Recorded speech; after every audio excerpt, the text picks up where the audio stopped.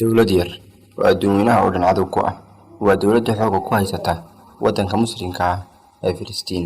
Halka Jaanis ay dowladdaasi ku jiri karto waxa uu yahay inaanay khalad gelin si kasta uu yaraado, naxariisna aanay muujin si kastuu ka soo jeedkeedu xoog bato. waana sababta keentay in la aasaaso Mossad, xarunta istikhbaaraadka iyo howlgallada gaarka ah ee Israa'iil. waxa uu si gaar ugu adeegaa danaha Yahuudda, xilna ka saaran yahay ilaalintooda. waxaa lagu tiriyaa sirdoonnada ay yartahay inuu howlgal ka fashilmo.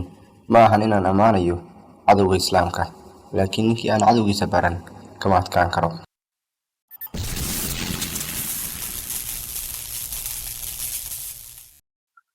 waa isu tag la garan waayey meeluu abtiriyey sir ku leeyahay. waxaa la aasaasay sanadu markay ahayd 1951kii. qawaaniinta u degan dowladda uu hoos tagaayay ma qabato. waxay si toos uga amar qaataan ra'iisul wasaaraha dowladdaas. lama yaqaan tiro ahaan inta uu dhan yahay ciidankaasi. waxaa lagu qiyaasaa kumanaan. waxaa lama siiyaa tababaro kala duwan oo adag ay yartahay in cidda ka soo bixi karta. waxay shaqaalaysiiyaan dadka waxbarashadooda heerka sare ka gaadhay, sidoo kalena awood u leh ku hadalka luqado kala duwan sida Carabiga, Ingiriishta iyo wixii la mid ah.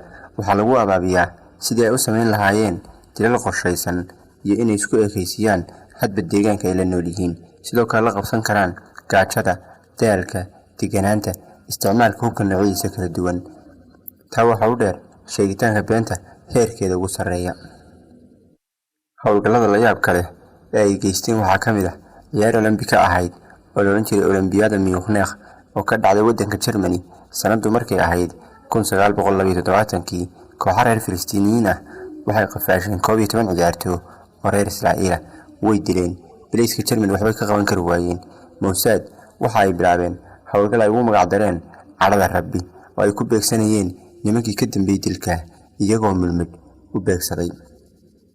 halka caalamkan la yaab la noqotay sidee bay sirdoon yar oo curdina ama barbaar ahi u geystay howlgalka intaa leeg. 2011kii waxa ay bilaabeen silsilad dilal qorshaysan oo ay ku beegsanayeen khubarada nukliyeerka ee Iiraan, iyagoo ku dilay meelo kala duwan raad la'aan, halka qaarkood la helay iyagoo ku dhintay guryahooda sabab la'aan, halka bar kale bambooyin lagu dilay bartamaha waddada. marka la eego magacyada ee shakhsiyaadka ay beegsadeen, waxay ahaayeen kuwa ay Iiraan si gaar ah iyo si guud u ilaalinaysay. taasina kama hor istaagin Mossad inay disho. waxay leeyihiin kooxo kala duwan oo mid walba shaqo gaar ah leedahay. tusaale ahaan, Keydon waxay ka mid tahay qaybaha ka farcama Mossad, sida lagu tilmaamo koox ku abaabsan isbiimayn iyo naftooda inay boqno gooyaan. shaqadoodu waxay u eg tahay qaab sida aynu ka daawanno filmaanta oo kale, laakiin mararka qaar runtu waxay dhab uga dhowdahay jiritaanka iyo matalaadda.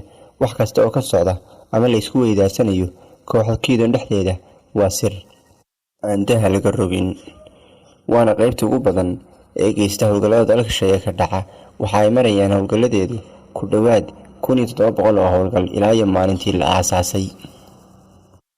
dadka ay dishay haddaynu laba ka xusno, sanadii lasoo dhaafay waxaa la dilay Jenaraal Qaasim Suleymaani, waxaana dilay gacan Maraykan balada joog oo sawirkan si fiican u eg. waxaa dib laga ogaaday ninka daba taagan waa ninka la wadaagay location-ku ku sugnaa generaalku. haddaba waxaa isweydiin mudan, waa kuma qofkan? waa mid ka mid ah jawaasiista Mossad. sidoo kale Maxamed Dawaahiri sababta lagu beegsaday waxay ahayd inuu isku dayay inuu u sameeyo kooxda Xamaas diyaaradaha bilaaduuliyaha. howlgalkana waxaa sheegtay Keydon, faraca Mossad.